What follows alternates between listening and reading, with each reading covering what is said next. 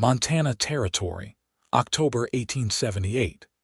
The wind kicked up dust along the narrow trail winding toward the Bitterroot Mountains, but the blood on the woman's dress had dried hours ago.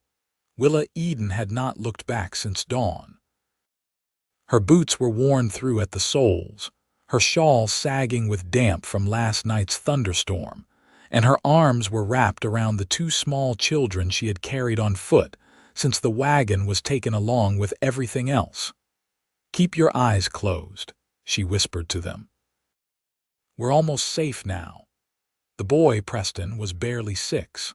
His sister, Pearl, only 4. They had been too tired to cry since noon. Willa had nothing left to give them but her arms and her stubborn will.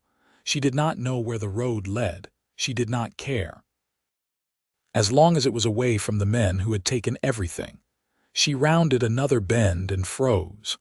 A lone horse stood tethered under a pine, steam rising from its flanks in the cold air. A man crouched by a fire, one hand steadying a coffee pot over the flames. He looked up slowly and their eyes met. He did not reach for his rifle. Willa squared her shoulders, keeping the children behind her. "I do not want trouble." The man stood. He was tall, broad-shouldered beneath a worn trail coat, his beard short and rough against a weathered face. 30, maybe 35. His dark brown eyes were steady. "You look like you already had your share," he said. She didn't answer. He stepped forward just one slow pace. "You need rest, and those two need food. I do not need your pity." "I did not offer any," he said simply. Pearl whimpered. Willa's arms tightened. The man reached into his coat slowly and pulled out a small tin. "Dried apples. No tricks." She didn't move. "I'm Matthew Vance." He set the tin on a rock and stepped back. "You do not have to tell me your name. You do not have to tell me anything. But you should let them eat." Pearl crawled forward on her own. Preston followed, watching Willa the whole time. She let them go. They reached the tin, opened it, and began eating like they hadn't seen food in days. Because they hadn't. Willa stayed standing. "Why are you alone out here, looking for strays?" "I run cattle west of here, near Hamilton." He nodded toward the far-off valley. "You came from the east." She didn't answer. He did not press her. When the children were done, Willa helped them sit on a fallen log, wrapping her shawl tighter around them. Then she sat. Her legs gave out faster than she expected. Matthew handed her a tin cup of coffee. She took it without a word. They sat in silence, the fire cracking, the wind threading through pine boughs above. He did not ask questions. He did not poke at her wounds. He just sat there, a stranger in a quiet patch of woods, giving her space to breathe. When the sun began to set, he stood. "There's a line cabin a mile west. Has a stove and a door that locks.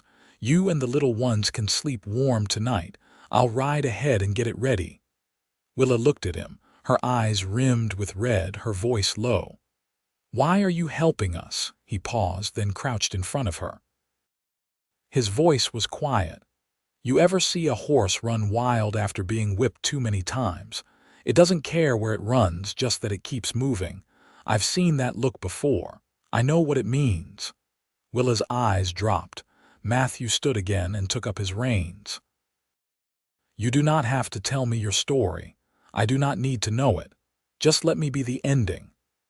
That night, Willa lit the cabin stove with trembling hands while the children curled up on the straw-stuffed mattress. She watched the flames flicker and thought about how long it had been since someone looked at her without expecting something in return. Matthew laid his bedroll on the far side of the room. He did not come closer. "You can lock the door if you want," he said, placing the key on the table. "I will be here in the morning. That is all you need to know tonight." Willa did not lock the door. She left it open, just a crack. Morning broke cold and blue. Smoke curled from the stove chimney, and the smell of coffee filled the cabin. Matthew already had the children laughing over flapjacks by the time Willa pulled on her boots. He looked up when she stepped outside. "You always feed strangers?" she asked. "Only the ones who look like they have been through hell." She crossed her arms. "You do not know what happened." "I do not need to." She studied him for a long beat. "They were not mine, Preston and Pearl. I was governess to a family out of Miles City. Bandits came on the trail. The parents were killed. I ran with the children." Matthew nodded once, no surprise, no judgment. "I do not know where to go," she admitted. "Then stay," he said. She blinked. "Stay? I have a bunkhouse, a roof, and 2 ranch hands who could use help. You and the children would be safe." Willa's mouth opened, then closed. Matthew stepped forward and held out his hand. "You do not owe me anything. I just want to give you a place to stop running." She looked at his hand, then she took it, and something in her chest eased for the first time in weeks. By the week's end, Willa had found a rhythm. She helped cook for the ranch hands, mended shirts, taught Preston and Pearl their letters at the kitchen table. Matthew worked the cattle but always came in at dusk, his shirt dusty, his voice calm, his smile soft when he looked at the children. And her. One night she stepped out onto the porch, arms folded against the cold. He was there watching the stars. "They laugh again," she said. He turned. "They do. You did that." "No," he said. "You did. You just needed somewhere to land." She looked at him for a long time. The air between them had changed, not rushed, not forced, just steady. Like the way he always looked at her, like she mattered. "You said you did not want to know my story," she said. "I still don't," he said. "I just want to be the last chapter." Willa stepped closer, her eyes shining. "You already are." The first frost came with little warning, silvering the fence rails, hardening the soil and drawing a new hush over the valley. Willa stood at the edge of the pasture before sunrise, her breath rising in small clouds. Matthew had ridden out with the ranch hands an hour earlier, and the children were still asleep in the small loft above the kitchen. She held a bucket of feed for the hens, though she hadn't moved yet to scatter it. Her gaze lingered on the mountains, dark and sharp against the paling sky. "You get cold standing still like that." She turned. Matthew was coming up the slope, reins slung over one shoulder, his coat collar turned against the wind. His horse trailed behind, hooves muffled in the frost-hardened grass. "I thought you'd be out until mid-morning," she said, taking a step back to let him past. "Fence by the creek's gone soft. Nothing I can't mend when the ground warms." He unsaddled the horse with practiced hands, working quiet, steady. She watched the way his fingers moved, browned from sun, nicked from wire, careful in a way that told her he didn't waste motion. After a pause, she said, "Pearl asked me last night if we'd be staying through Christmas." He glanced up, eyes catching hers. "What did you tell her?" "I didn't know what to say." "You don't have to decide anything yet." "I didn't say I hadn't decided," she said. Matthew didn't answer right away. He hung the saddle on a rail and wiped his hands on a worn cloth. "What would you need to stay?" Willa looked down at the bucket in her hand. "A place for the children to sleep that isn't a borrowed kitchen, something of my own to tend, maybe a room with a window." He reached into the feed bin and took out a handful of grain, scattering it near the coop. The hens stirred, clucking low. "I've got a spare room on the east side of the house," he said. "Used to be my sister's before she married and moved down to Bozeman. It's been empty 6 years. Has a window that overlooks the orchard." She shifted her weight. "Why haven't you married?" He set the feed scoop down and wiped his hands again. "Didn't find the right woman." Willa studied him. "You never looked." "I looked," he said. "But there's a difference between wanting company and wanting someone to build with." Her voice came quieter. "And which one are you looking for now?" He didn't smile. Just looked at her for a long time, the way a man looks when he's weighing truth against tact. "I built this place to be a home. I just never had anyone to share it with." Willa's throat tightened. She crouched to scatter the feed and kept her eyes on the ground. You said once you didn't want to hear my story. I didn't need it to know the kind of woman you are. She stood slowly. But what if I want to tell it? He stepped closer, his boots crunching through the frost. Then I'll listen. Her fingers curled around the empty bucket. I was promised to a man in Kansas, a banker's son. His hands were soft and his voice was full of rules. Matthew didn't interrupt. I left before the wedding. Took a train north and hired on with a family heading west. Said I wanted to see something wider than parlors and papered walls. A raven called from a nearby pine. She didn't look up. They were good people. The children followed me like shadows. Her voice thinned. When the wagon was taken, I hid them under the seat. I told them not to move no matter what they heard. She looked at him now. They did what I said. Matthew's jaw tightened, but he said nothing, just waited. I didn't mean to keep them, she said, but they didn't have anyone else. And I couldn't leave them behind. You didn't keep them, Matthew said. You saved them. Willa's breath hitched. She looked away. You don't owe me an apology for surviving, he added. I'm not apologizing. I want you to understand what kind of life I bring with me. I see it every day, he said. You think I don't notice? You'd rather wear holes in your palms than let someone else lift the heavy end of the work. You'd go without before letting those children miss a meal. You're not a burden, Willa. You're the kind of woman who holds things together. She didn't speak for a long moment. I cleaned out the orchard room last week, he said, her eyes lifted. Didn't want to push, he added, but I hoped. Willa stepped forward. Her voice was quiet. What else did you hope? That maybe you'd sit with me on the porch when the nights get long. That maybe we'd plant potatoes in that west field come spring. That you'd hang your dresses in the same place mine hang. She reached for his coat sleeve, fingers light. You don't have to promise anything more than what you've already given. I'd still like to, he said. She looked at him then, full and steady. Then say it plain. Matthew touched her cheek, rough thumb against wind-chapped skin.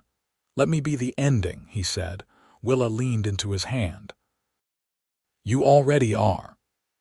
By late November, the orchard room smelled faintly of cedar and soap, and Willa had begun keeping her sewing basket near the hearth. The children slept upstairs on cots Matthew had built himself, using pine boards from the old barn loft. Pearl clutched a cloth rabbit Willa had stitched out of scraps. Preston asked questions at supper now about cattle brands and the way the snow settled on the ridges. Matthew had taken to stopping at the door in the evenings, waiting until Willa looked up from her mending before hanging his coat and stepping inside. He never assumed. He just waited to be welcomed. One evening, as a snowstorm gathered slow and deliberate over the valley, Matthew reached for the oil lamp and trimmed the wick while Willa finished piecing together a quilt square. I saw your name carved into the beam above the tack room door, she said. The year was 1871. I was 19, he replied, settling into the chair opposite her. Pa had just died the winter before. That spring, I branded my first steer and carved my name the same day. She folded her hands over the fabric in her lap. That was the year I was sent to boarding school in Ohio. My father said it was time I learned how to keep a household. Matthew leaned forward, elbows on his knees. Did you want to? I wanted to read books and walk where I pleased.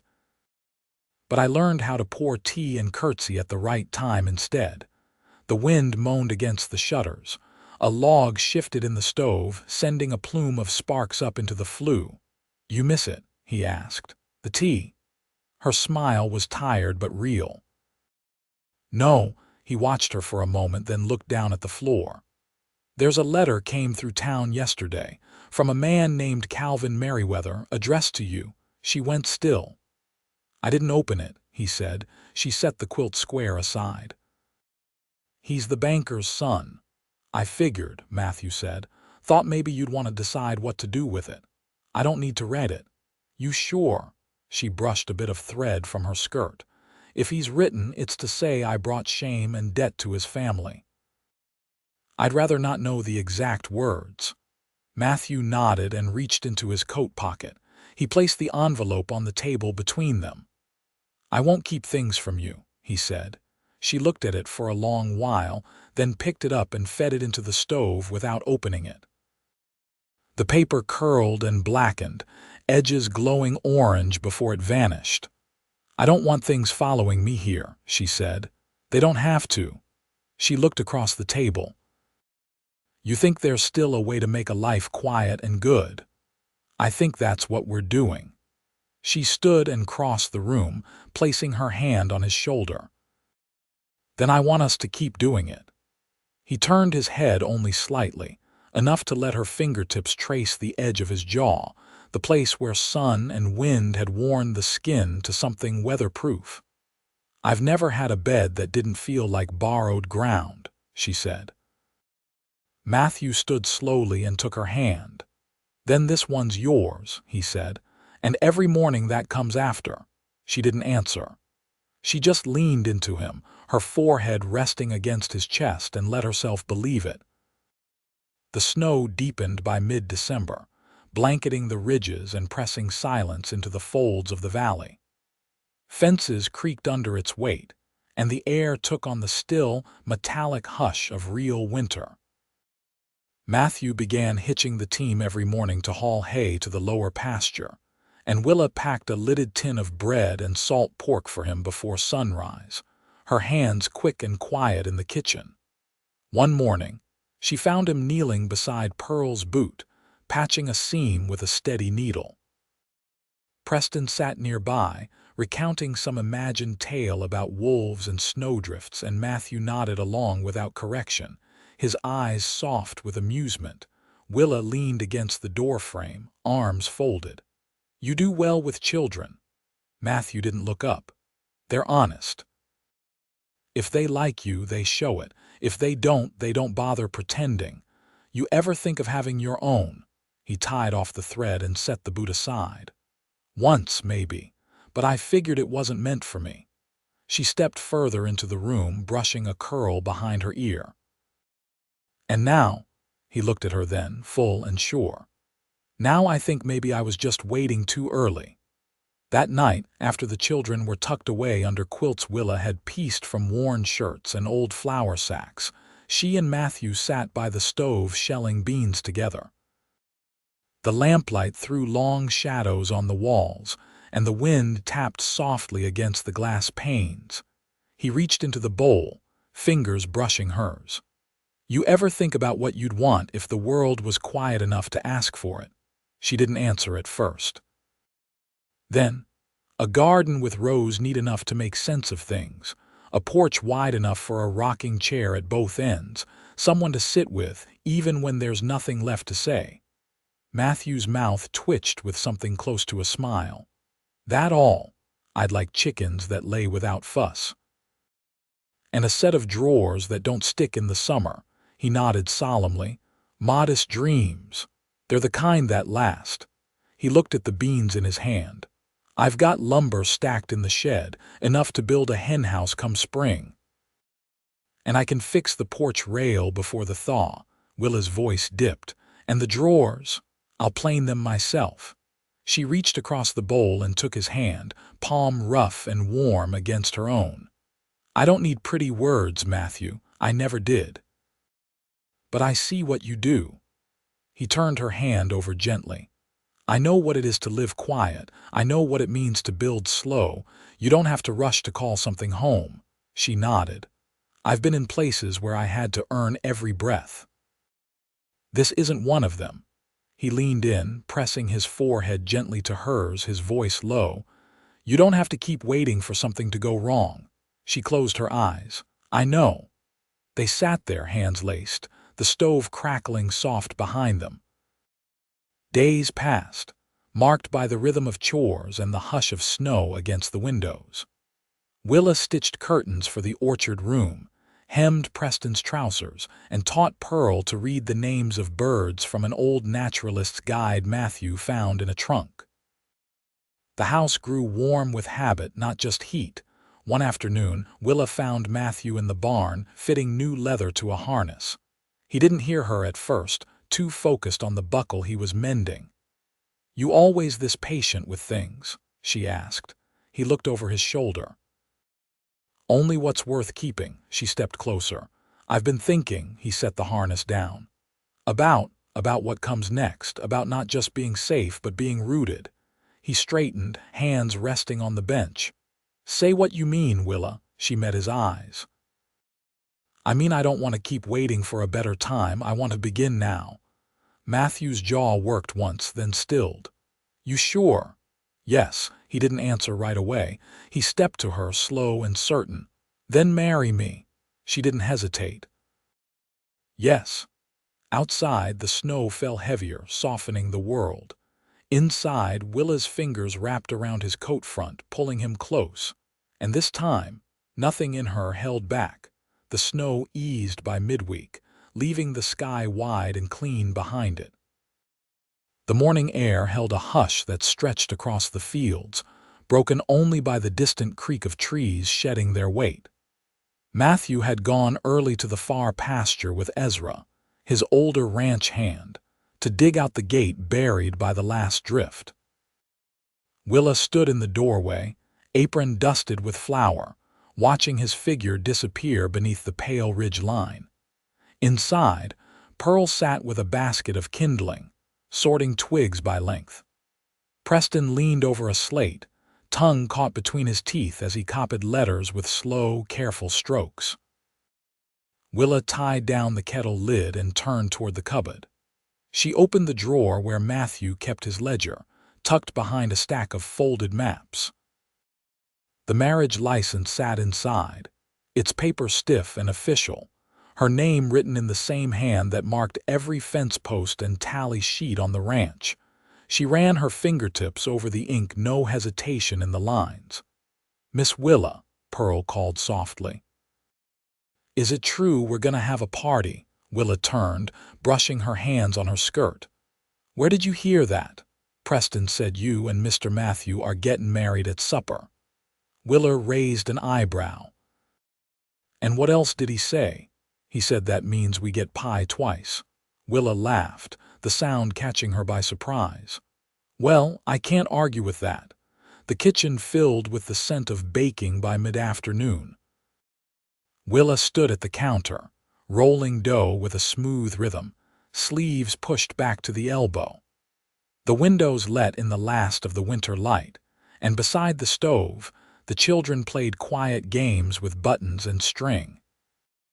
By evening, the house had taken on a stillness that wasn't silence, just calm, like the hush before a hymn. Ezra arrived first, carrying a bundle of kindling and a bottle of apple cordial he'd been saving since the 4th. Anna, his wife, followed with her mending basket and a small tin of preserves. No one brought gifts, just warmth, and hands ready to hold whatever the night required.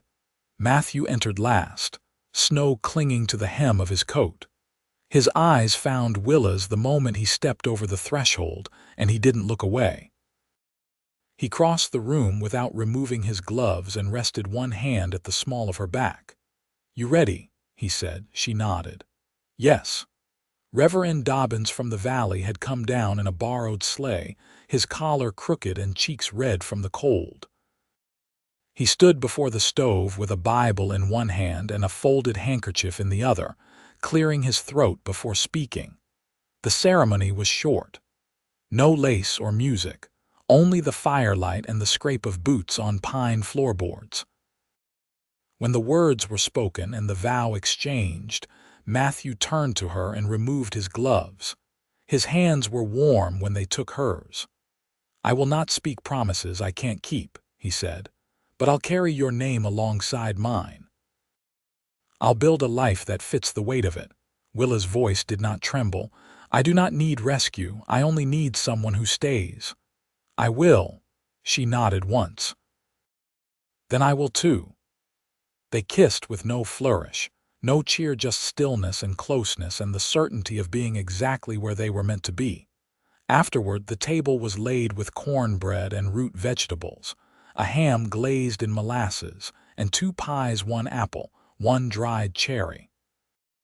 Ezra played a slow tune on a fiddle, and Anna sang a verse so soft it barely rose above the fire's crackle. Preston fell asleep in a chair with a biscuit still in his hand, and Pearl curled against Willa's side, thumb tucked beneath her chin.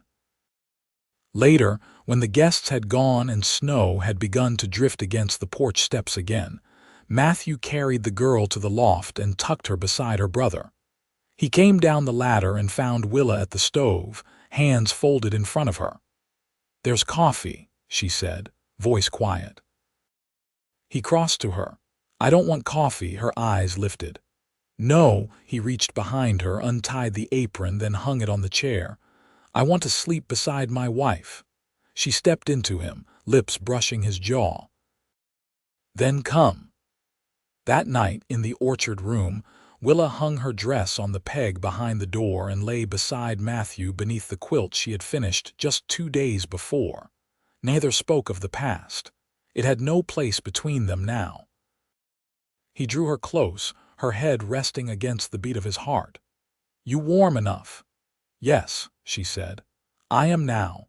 Spring came late that year, with slow thawing creeks and the faintest green at the edge of the pasture. The hens began laying again, and Willa planted turnip and cabbage in tidy rows behind the kitchen. Pearl chased the cat through the yard with a pail too big for her arms, and Preston helped Matthew mend a fence plank with more nails than needed. Willa stood on the porch one afternoon, hands on her hips, watching her husband and the boy work. The sun caught in Matthew's hair, and he turned to look at her, as if sensing her gaze. He didn't wave. He didn't speak. He only nodded, and she nodded back. It was enough.